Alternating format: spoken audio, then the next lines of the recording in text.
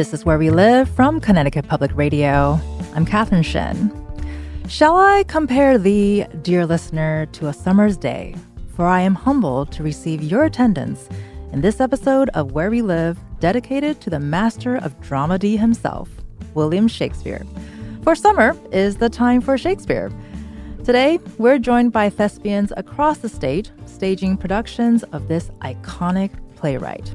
Joining us this hour is James Bundy, who's the Dean and Artistic Director of the David Geffen School of Drama and Yale Repertory Theater.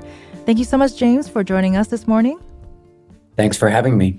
And also with us is Laura Sheehan, who's the co-founder of Capitol Classics Theater Company in West Hartford.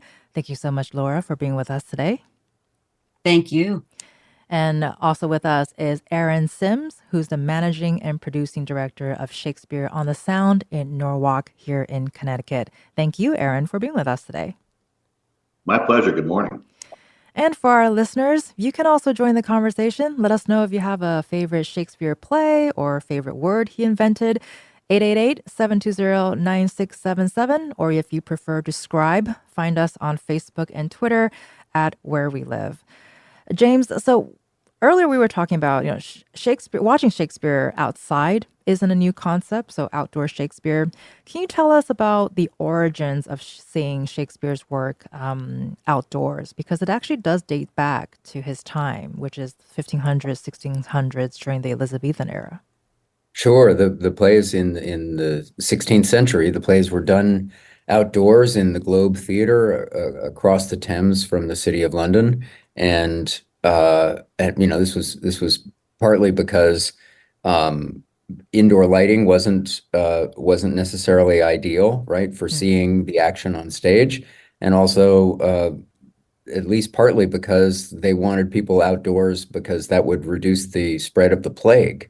So the plays themselves are eminently suited to being performed outdoors in daylight or electrical light, and the words bring the setting to life for the audience. So it was really a practical reason. Absolutely, right. Everything stems from similarly the way the humor is constructed in the plays. The humor is aimed both, there's both sort of base and body humor, and there's also a lot of sophisticated wordplay. And so it plays to all kinds of audiences. And that was a practical consideration too, because they wanted everybody to be a part of the event. And this is one of those moments where I wish we had video cameras then so we can witness what the performance looked like at the time. But can you give us a sense of what did these performances look like and feel like during his time? Well, we don't entirely know, right? We there's a lot of conjecture, but you can imagine a big round wooden theater, a wooden O, if you will, and audiences might, for instance, it might have cost just a penny to say, which was about the price of a loaf of bread, to to be able to stand on the ground in front of the stage. People who stood there were called groundlings, and then you might say put another penny into a box to go up into higher up seats, and the boxes that the pennies were dropped into were collected and taken to a room where the money was counted, and that room was called the box office. I love that fun fact. Something fun to drop during a party. And so speaking of sort of like the practicality and how a lot of the decision making was actually because of the logistics at the time, but we know a lot of his plays are actually quite long. They're really lengthy to read. So were these plays an all-day event or a multi-hour event? Multi-hour events, certainly, right? And the plays are all in 5 acts, so there would be 4 intermissions, and there were businesses sprang up outside the playhouse, right? There were orange sellers, there were prostitutes, there were bear baitings. So it was a massive social event, right? Right. For people to attend. I'm just thinking 4 intermissions is a lot of intermissions. Well, and we know that Shakespeare's works, it's so vast and varied. It can be solemn, it can be tragic, it can be hysterical, and just all of the emotions and feelings in between. Do you know how audiences in Shakespeare's day experience the performances? Well, we don't really know what their kinesthesia would have been, right? Right. I think one thing that always fascinates me about the plays is, you know, people today, one of the barriers that people perceive is, oh, there are a lot of words I'm unfamiliar with in these plays. Right.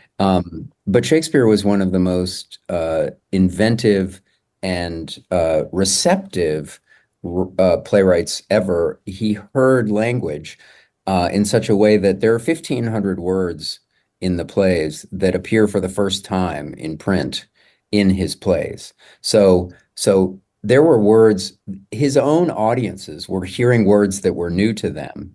And what I believe their experience was is similar to what we're experiencing today, which is if the actors are really fulfilling the moment, the poetry communicates before it's understood. In other words, you understand everything that's being said from the context and the performance, even though there's an element of strangeness to it in its poetic construction and in the vocabulary that isn't entirely familiar to you. And of course, many, many hundred years later, we're still talking about Shakespeare, and outdoor Shakespeare got picked up here in the United States. Can you tell us sort of the history of Joseph Papp and of the formal Shakespeare in the park? Sure. So, outdoor Shakespeare in the United States, to my knowledge, goes back to the 19th century, and actually, certainly one of the first producers of outdoor Shakespeare was an actor named Junius Brutus Booth Jr., who was the brother of John Wilkes Booth, and who produced outdoor Shakespeare in Massachusetts in the late 19th century. But in the modern era, the company in the United States that is best known for its outdoor Shakespeare is the New York Shakespeare Festival, which was founded by Joseph Papp in New York City, and which began as essentially a kind of touring Shakespeare performed off the back of a truck throughout the city, and then eventually moved into the Delacorte Theater in Central Park, which is actually under renovation this year, but will reopen next year, and which has about 2,000 seats, and where the tickets are free. And talking about people working on productions, I want to bring in Laura, who's the co-founder of Capitol Classics Theater Company in West Hartford. So Laura, can you give us an intro of what Capitol Classics is all about? How did it get started and how did it evolve until today? And also what's happening this season? Well, Capitol Classics was founded 34 years ago by my husband Jeffrey and myself, really looking for an opportunity to produce theater in the community. And we noticed there was no outdoor Shakespeare, so we saw that as an opportunity. And we started in 1991 in Bushnell Park, performing free outdoor theater. The free went away, I'm proud to say, because our actors are in rehearsal 8 to 9 hours a day, and we're going to compensate all the actors and everybody who's working on the production. So we've been the last 20 years at the beautiful University of St. Joseph campus in West Hartford, which is an Olmsted Brothers design campus. And I bring that up because it really does add value to the feeling of being out there on the lawn under the moon and stars. It's just exquisite. And we've been there about 20 years and we have been doing one show per summer. And this year we're doing two. We're doing Hamlet and Taming of the Shrew, running them in repertoire. So 5 performances a week for over 4 weeks. We'll be playing back and forth. So if you're in town for 1 week or 1 weekend, you can see both. We use all Connecticut talent, professionally trained Connecticut actors or students who are in serious theater programs in the region, and really working with the premise that we want to keep some of Connecticut's talent here for our home community. There's so many wonderful trained performers and musicians that will go elsewhere for summer stock. So we are keeping them here for our audience to enjoy. So this will be, I think 33 or 34 years. And we're doing Hamlet and Taming starting July 10th through August 4th. So what was the philosophy behind choosing Hamlet and Taming for this season? Well, we look to balance being two shows, one comedy, one tragedy. And then we look at what speaks to us as a company. And what spoke to our director, Jeffrey Sheehan, for Hamlet is really the idea of what's happening in the world and how hard it is for young people moving into this volatile, dangerous, and seriously implicated world. There's just so much at stake. And so we look at Hamlet as somebody, away at college, the worst things happened. He's come back into this disruption of his life, this crime that he's seeing, the ghost of his father. And how does he proceed through this chaotic and corrupt world? The corruption speaks to me. And then for Taming, which people quite honestly have a problem with because it can be so very misogynistic. My feeling is there's much more to it. It is a satire, it is a comedy, but it is a world in which women are bought and sold by their parents. It's a world in which women have to comply and don't have full rights and don't have full voice.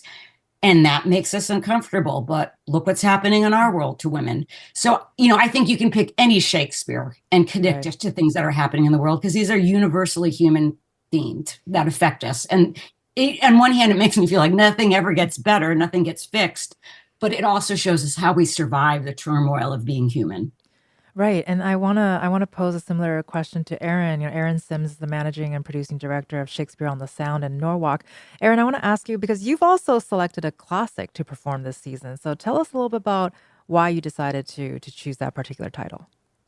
Sure. We're, as we speak, in previews for Romeo and Juliet running through the 30th of June.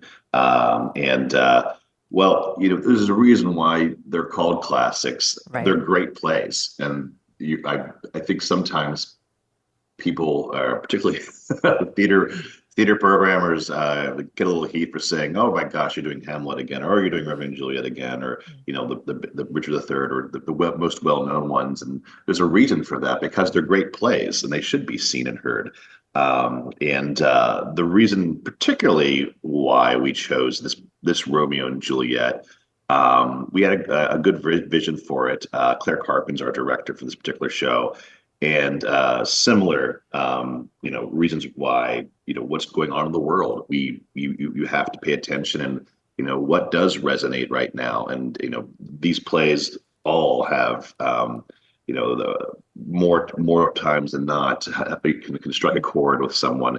And the idea of our particular Romeo and Juliet is it's a 6-person Romeo and Juliet with them. The actors taking on multiple tracks, and it's about somewhat ritualistic. And these 6 young people go to they have it's like their getaway. They go from school and they find this nice little deconsecrated, rundown Italianate church in the woods and end up putting on a play, and it's what they do for fun, and they enjoy it, and it's ritualistic, and they celebrate theater. But the play itself is, they do the play, and it's about these kids who have yes, it's the love story, but it's also, there's a lot of passion and defiance against a system they kind of inherit from the previous generations. And you look around the world right now, politically or internationally, and you have these warring factions, and you can insert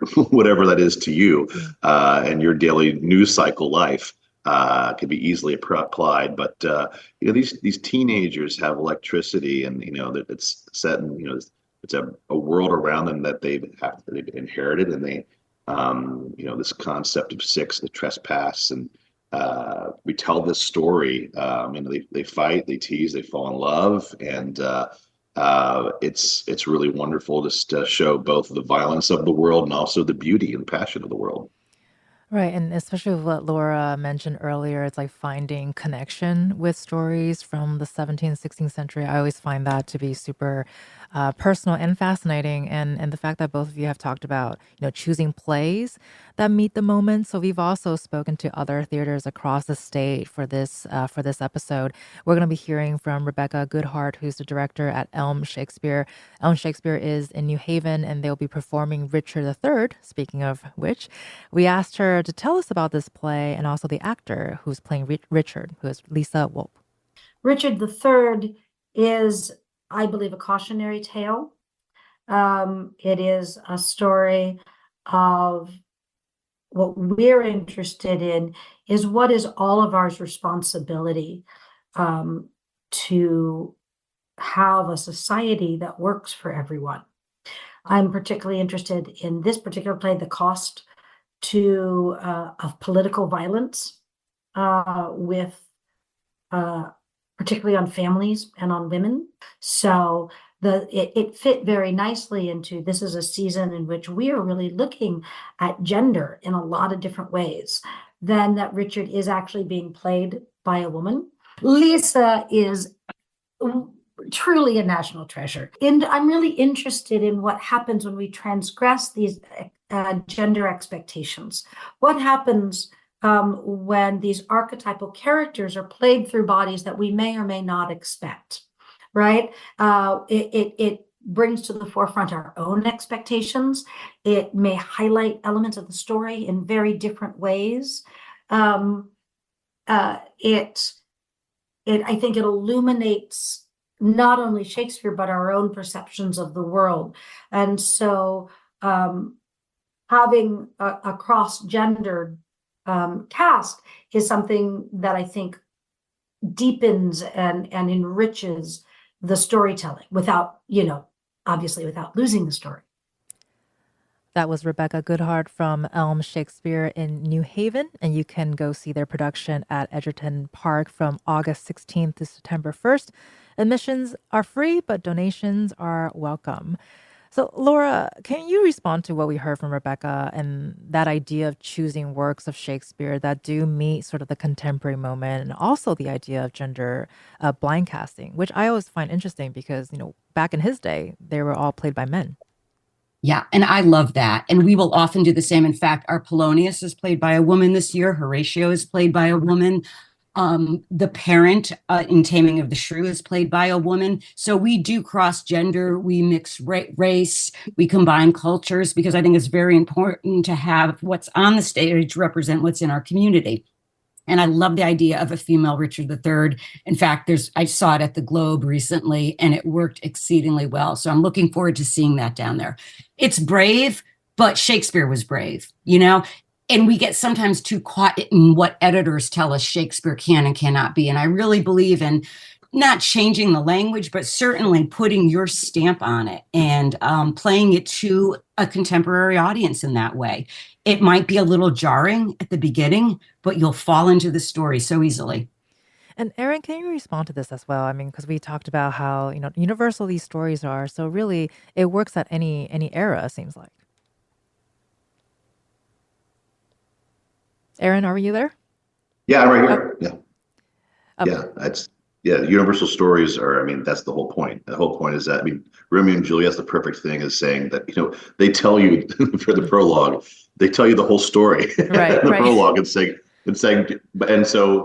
that's kind of gutsy, right? You're saying, this is the entire story. It's going to be 2 hours, because that's how fast they did speak then. And they got it. And that was, pretty amazing that people want to sit around and they want to go through that catharsis. They want to have empathy for the characters. Right. They understand, but also, it's an experience. We're in a culture right now dominated by screens, and nothing better to, sitting in the dark with a whole bunch of strangers and coming out friends, having shared this wonderful experience. So I think that's, part of the attraction is being drawn in and wanting to be a part of something bigger than yourselves and joining that. I don't want to say tradition, but it's to know Romeo and Juliet, to know Hamlet, to know Richard III is, it's, dare I say, cool? I don't know. I think it is. Well, we're still talking about Shakespeare, so I think that's pretty cool, in my very, very humble opinion. And we're going to take a really quick break, but when we come back, we're going to continue our wonderful conversation to talk about the wonderful Shakespeare. And we also asked our staff here at Connecticut Public about their favorite Shakespeare quotes. Our colleague, Cassie Bassler, loves this classic burn from Romeo and Juliet. "Do you bite your thumb at us, sir? I do bite my thumb, sir." Got a favorite Shakespeare show or experience? Let us know, because we want to know. You get to join the conversation if you give us a call at 888-720-9677. That's 888-720-WNPR, or find us on Facebook and Twitter at Where We Live.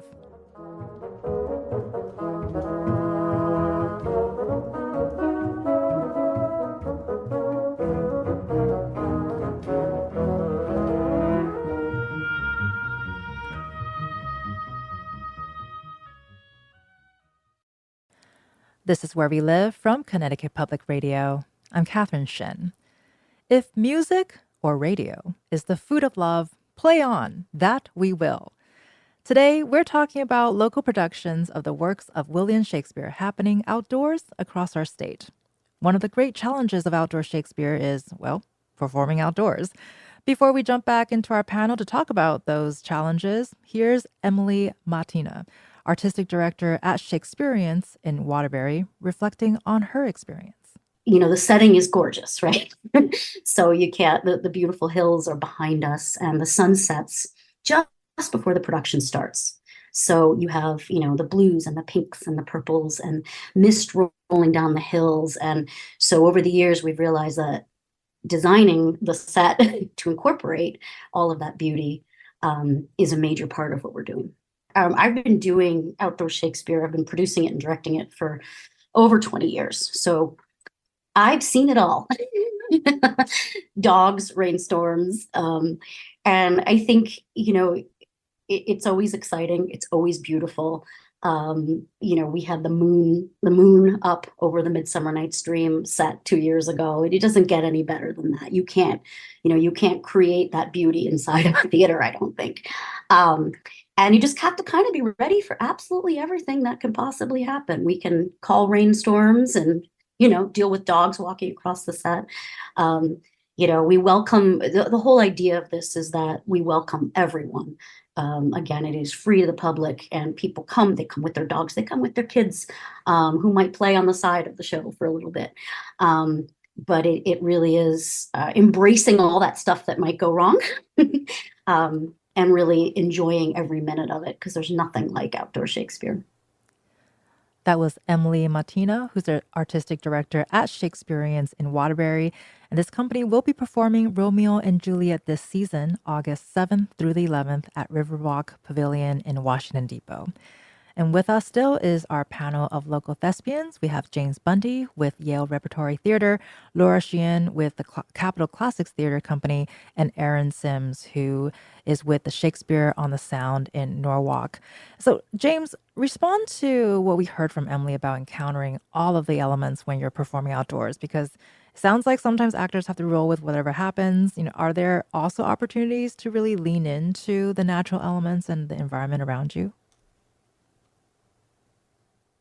Well, I think I would say that the natural elements, as she mentioned, right, create a tremendous sense of beauty, right? And there's something about beauty and the way it works. It can work on your spirituality to potentially open you up to an experience that is connected to nature, but also to humanity, right? And Aaron referred earlier to, the world we live in and the screens that are so evident in all of our lives. I think what we have here is we have a connection to the natural world that the Elizabethans, they had fewer distractions, right? There were fewer substitutes. And so the time that we take to be in those environments is naturally reinforcing of the artistry. And things happen, and things that happen that are unexpected, like some of the most memorable performances I've been to are the ones where it rained, and the actors just kept going. And there's something about the experience of everybody knows that nobody really wants it to be raining, but right. Somehow the focus that everybody feels about getting over the finish line and being part of that whole story is thrilling. And that's what I'm doing right now, James. I'm on my weather app, and it's 30% chance at 8 p.m. tonight in Rowayton in Norwalk. And so, that'll be right about our intermission. So Nothing like weather element stress. I mean, I think about live Never radio. A dull moment. Yeah, I was thinking about live radio, talking about this, and we don't have the weather elements, but there are always things that can happen. We've had things like shut down randomly, and we just kind of lean into the drama of it, if you will. And I think Shakespeare will be proud of us for doing that. And we're talking about, the outdoor elements, and when we were listening to the clip earlier, I can't help but wonder if squirrels have ever been a part of these Shakespeare productions. I would like to think that they would enjoy I'm that. sure they have.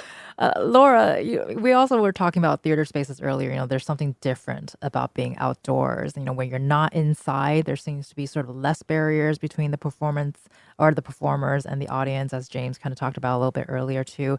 Are you able to build more intimacy doing theater in an outdoor setting?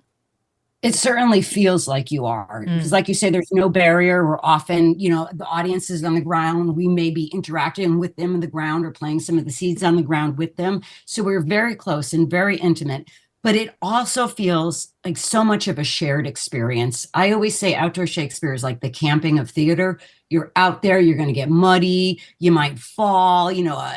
We have not had squirrels, but there was one year where we found a family of skunks nesting under the set, and that could have really busted up business. So we had to get them removed and transferred. Or add to the experience. That was a fun one. You never know what could potentially interrupt you. I will say we are very, very blessed being at the University of St. Joseph, because we have an indoor theater connected to the outdoor space, and we will have a modified set inside. We'll have our lighting cues done. We will have rehearsed inside and outside. So if it's a rain show, we'll perform inside, but anybody who purchased a ticket can come back at any point.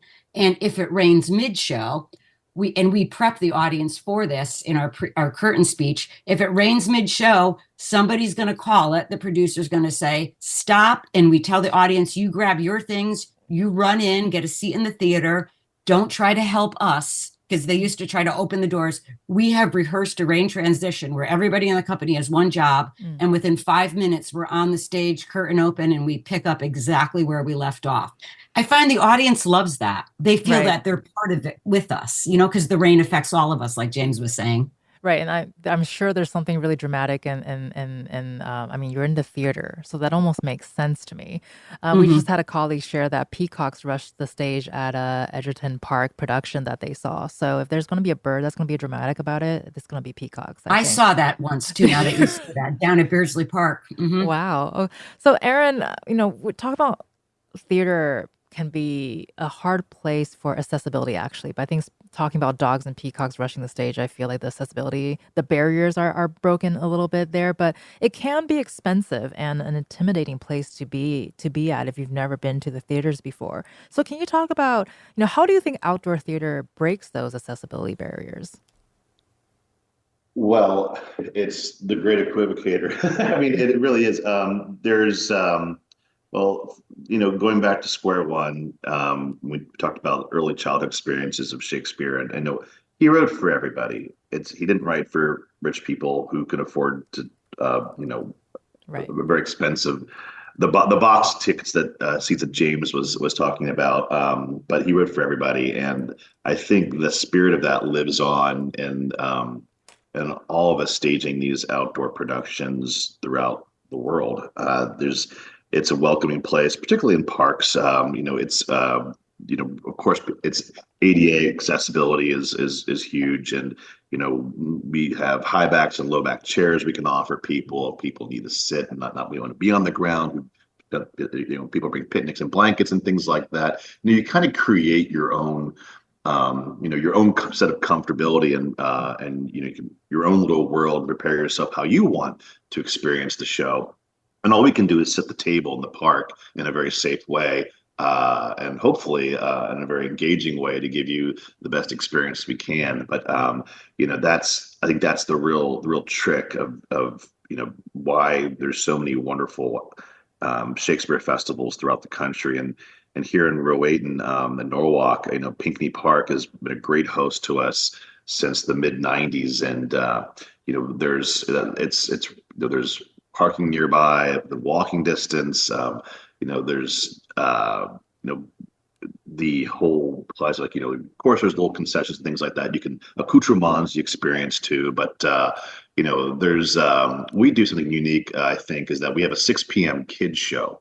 That's an hour before curtain, and we do a 30-minute version of the main stage show happening. Like, for instance, Romeo and Juliet, we have an adaptation created by our apprentice company that performs for free. So, for those who, we're talking accessibility to language. For those who think it's, hey, those people talk funny or whatever, right. I won't understand those 1,500 words that Shakespeare invented. Those are, those words are included, but there's also modern contemporary vernacular in a modern contemporary vernacular as well, and storytelling that, very much like the pre-shows you would see in the historical productions, where it's a bit of a mask, if you will, or a prologue entertainment before the show the Olios used to have. So I think it's a great thing just to say, hey, bring in those kids. I mean, we have kids who are 2-3 years old sitting there with their parents, just smiling and laughing and having a great time, and finding ways to, including people who are well into their years, finding ways. I think our jobs as theater makers in the outdoor drama / Shakespeare is keep finding ways to engage, keep finding ways to inviting people in and saying it's for them. Right. My curtain speech last night, I say it's your Shakespeare on the sound. It's not mine. It's not the company's. It's yours. It's your community. And the more and more we can invite people who live in this community to keep embracing it, and start from a hyper local perspective, and keep like a drop in the water, and have those ripples go outward. More and more people will be invited in. We're going to go to a quick break, but we'll come back and talk more Shakespeare. But before we go, our staff has some more Shakespeare lines to share with everyone. Our colleague, Sabrina Herrera, loves "Mine eyes smell onions" from All's Well That Ends Well. And Francesca Fontanez loved this stage direction, "Exit, pursued by a bear" from A Winter's Tale. That's also a personal favorite of mine. And after the break, we'll hear from some young thespians, but it's also our summer pledge drive. And here are two of our colleagues to tell you more.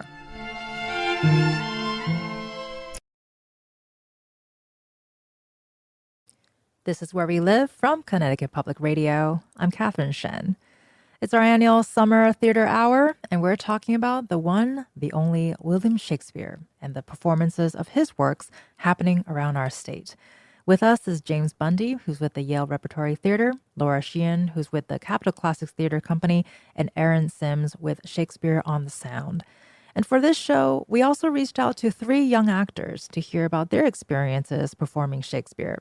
Sean Baskerville is part of Breakdancing Shakespeare at Hartford Stage, and Sophia Hobart and D'Angelo Allen are both part of Oddfellows Playhouse in Middletown. And they talked about learning the language of Shakespeare.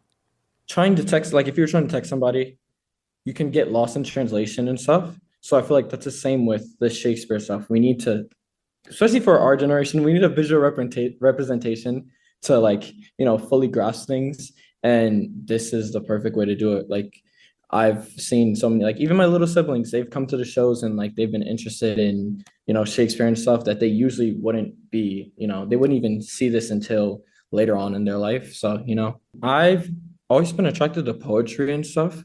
So I think that's why I'm, engaged in it. It's really creative. Like it's a very creative, he is a very creative person. And the way he tells his stories, it's very good storytelling. I don't know. When people think about Shakespeare, they're like, oh, it's so hard to understand. But I think really when you start to read it, it's not that difficult to understand. And the way Shakespeare writes is so interesting. And I find his writing to be very poetic. And when you look at like the intricacies and like even the sentence structure, it can really inform you about the character you're playing. That's more than just words on a page to me. It's poetry, and you can find more in it. Reading it is one thing, but really getting on your feet really helps to understand it. When I was a kid, I knew of very few Shakespeare performances and stories. And I always wondered as a kid, like, why do people keep watching and reading this old Shakespeare that we can't understand? I had no idea. Uh, but when I had met Marcella, who was co-directing As You Like It, she had explained to me why it was so important that we keep it the same. The way that it's written and the beats of the script, it like literally gives you the emotions to perform as. It explain the way that it's written originally explains a lot about how the character really feels, and in such a way that it can't really be expressed the same way in modern English. And I thought that that was really cool. I thought that that was what really like made Shakespeare so much fun for me, understanding that. And I started to have a lot of fun performing Shakespeare. So I had gotten into theater a bit later than others. Like, I didn't really start theater until like the beginning of college, senior year of high school. But I really fell in love with performing in general. And Shakespeare, understanding Shakespeare and the funny stories and the experience of theater, the people you meet, all of it, it really solidified it as something that I wanted to pursue. That was D'Angelo Allen, an actor with Oddfellows Playhouse. We also heard from Sophia Hurlbert and Sean Baskerville. And we'll have more information about these companies on ctpublic.org/wherewelive.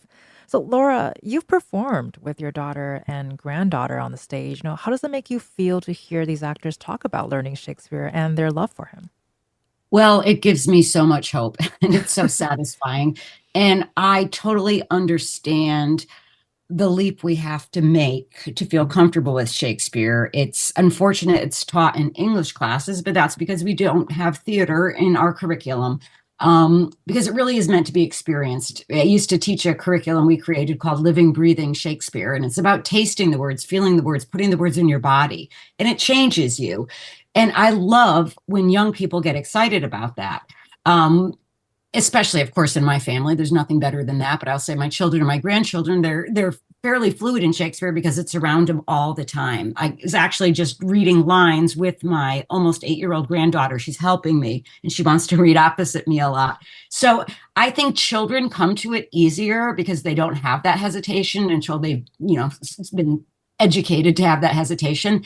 And we've often been asked, are you changing the language because we can understand it? No, we're not. We work hard at what we do to make it easy to understand. And that's a whole technique that gets into First Folio. But I'll say my favorite story is after we did, I think it was The Tempest. And I directed that. So I was in the audience. And during curtain call, this boy who seemed to be about 9 or 10 jumped up, was clapping, turned to his parents and said, I liked it. I liked it. That's what I live for. And sadly, because we're having such a fun time, that's what time passes by so fast. So we have about 2 minutes left, but I would still love to ask Aaron, any final thoughts you'd like to share with our listeners today? Yeah, I think the major takeaway is that it's for you. I mean, the Shakespeare, anything theater, to echo Laura saying more theater and curriculums, but we need to keep inviting people in as theater makers, and to let people know that this is for them. And like you said before that about access, is that it is accessible, and that's why we're all doing it. There's got to be something to be said about so many people, and particularly in Connecticut. I mean, specifically this area, saying how wonderful is this? Let's celebrate this, and will you join us and learn more about it? And I think I'm so happy to be in this company with James and Laura. Keeping preaching and inviting us next people to carry the torch to tell their next generations about it. And so I hope at Shakespeare on the Sound we're servicing the playwright and our audiences and keep that tradition going. Well, thank you so much for sharing your thoughts with us today. You've been listening to Aaron Sims, who's the managing and producing director of Shakespeare on the Sound in Norwalk, and Laura Sheehan, who's the co-founder of Capitol Classics Theater Company in West Hartford, and James Bundy, who is with the Yale Repertory Theater. Thank you all so much for being with us today. Thank you. Thank you. Break a leg, everyone. break a leg indeed, especially since we're on our pledge drive. And also, if we shadows have offended, go see some Shakespeare. You can get more information on the productions we talked about today on our website at ctpublic.org/where we live. And bonus, if you want more Shakespeare content, because why not? Tune in to the Colin McEnroe Show today at 1 p.m. Colin will be talking about music inspired by Shakespeare and also the various movie adaptations. I'm Catherine Shen. Today's show is produced by Tess Terrible. Our technical producer is Kat Pastor. Download Where We Live anytime on your favorite podcast app. And thank you so much for listening.